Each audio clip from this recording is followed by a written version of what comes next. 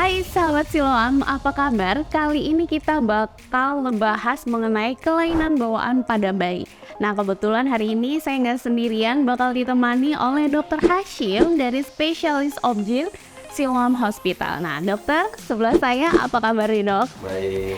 Kita hari ini bakal ngebahas mengenai kelainan bawaan pada bayi. Kita masih kurang awam banget mengenai kelainan pada bawaan bayi ini. Kira-kira apa sih, dok, itu?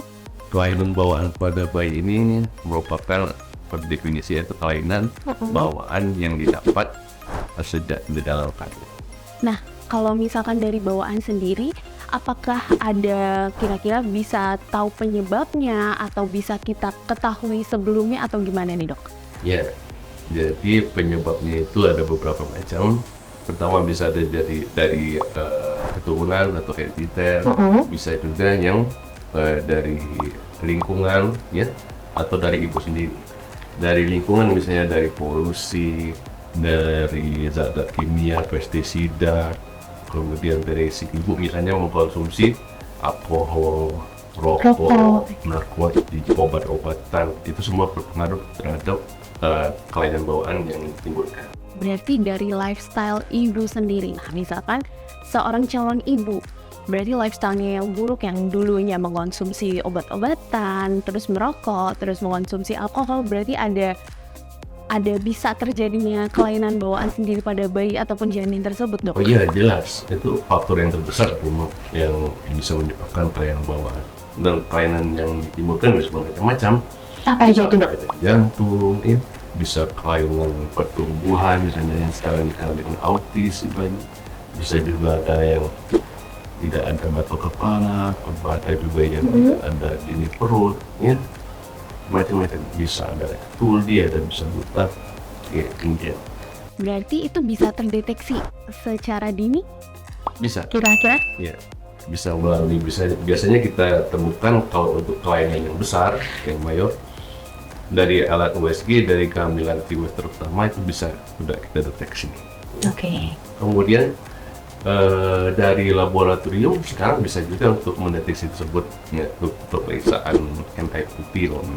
Dengan pemeriksaan tersebut dapat ketahuan kemungkinan yang akan terjadi pada si bayi itu, ya, meskipun bayi masih kecil sekali, 3 bulan, sudah bisa terdeteksi sekarang. Sudah dapat terdeteksi, berarti apakah ada cara mengantisipasinya, berarti seorang calon ibu agar tidak adanya kelainan bawaan sendiri pada bayi, ya, dok, ya? Ya, antisipasi tentunya dengan menghindari faktor-faktor yang disebutkan tadi. Kemudian tentunya ibu-ibu hamil semasa pertumbuhan si bayi di dalam kandungan itu kan memerlukan konsumsi zat-zat penting untuk pertumbuhan si janin. Apa aja itu, dok, kalau boleh tahu zat-zatnya Yang kira-kira? sehari-hari yaitu yang perlu kita penuhi untuk si ibu hamil adalah gizi seimbang. Oke. Semua protein, mineral, dan itu harus dipenuhi oleh si ibu semasa kehamilan. Kehamilan Ya, itu, ya? jadi dari makanan sehari-hari pun bisa dipenuhi hal tersebut. Jadi bermacam-macam, harus bervariasi makanannya. Hari ini, besok lupa lagi. Makin bervariasi, makin banyak zat mineral yang masuk ke dalam si ibu, otomatis mudah-mudahan si bayi jadi sempurna. Jadi sempurna, kayak gitu. Nah, berarti kayak misalkan ada seorang ibu yang melakukan diet ataupun konsumsi-konsumsi, itu berarti semuanya harus sesuai anjuran dokter, ya, dok, ya? Ya, diet itu kan sesuai kebutuhan. Iya. Kalaupun ibunya terlalu gemuk juga, ya, itu juga bisa menimbulkan suatu masalah ke bayi yang dikandungnya. Itu Malah jadi ya, masalah, ya, dok, ya? ya, tapi dengan sepengetahuan dokter bagian gizi tadi gitu. Cara penanganan lainnya itu apa aja, dok? Kira-kira ada nggak, dok? Penanganannya ini kan tergantung kelainan yang ada pada si bayi tersebut. Kalau kelainannya berat, itu susah untuk dikoreksi, misalnya nggak dapat kelainan jantung bawaan yang berat, ya. Cuma kalau misalnya sekarang ini, kalau untuk kelainan yang bisa dikoreksi, misalnya jantung atau misalnya tidak ada dinding perut, itu sekarang udah bisa dikoreksi, ya. Sudah bisa dikoreksi berarti, ya?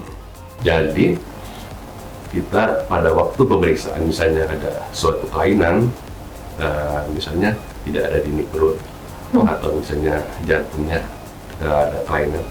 Tentunya selama kehamilan sudah kita edukasi pada ibu tersebut bahwa si bayi ada suatu masalah. Nah, nanti pada waktu persalinan itu sudah kita siapkan untuk penanganan si bayi tersebut. Misalnya untuk dinding perut kita rujuk ke dokter bagian bedah anak, untuk jantung kita sudah hubungi dokter bagian jantung anak gitu. Jadi setelah bayi lahir tentunya kita langsung ada penanganan khusus untuk bayi-bayi tersebut. Oke, jadi ada penanganan khusus, jadi ibu tidak usah khawatir tentang adanya kelainan bawaan sendiri pada bayi. Biasanya kan ada ibu yang setelah mengetahui kelainan tersebut malah khawatir dan sebagainya ya dok ya.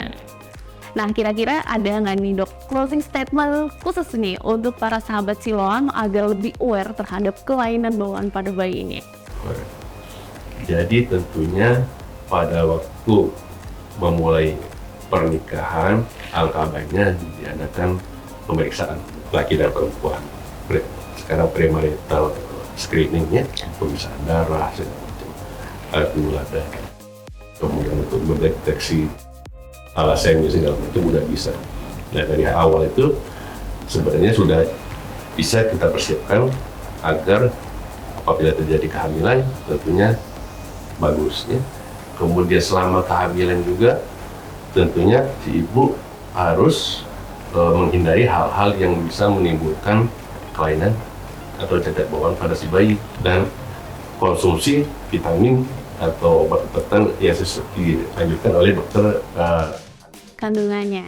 Nah, kita sudah mendengarkan tadi closing statement dari Dr. Hashim, dan jangan lupa untuk sahabat Siloam untuk subscribe YouTube channel dari Siloam Hospitals, dan jangan lupa untuk tekan tombol loncengnya agar kalian mendapatkan notifikasi terbaru mengenai edukasi kesehatan setiap minggunya. Terima kasih banyak, sampai jumpa di lain waktu. Terima kasih juga untuk Dr. Hashim. Salam sehat.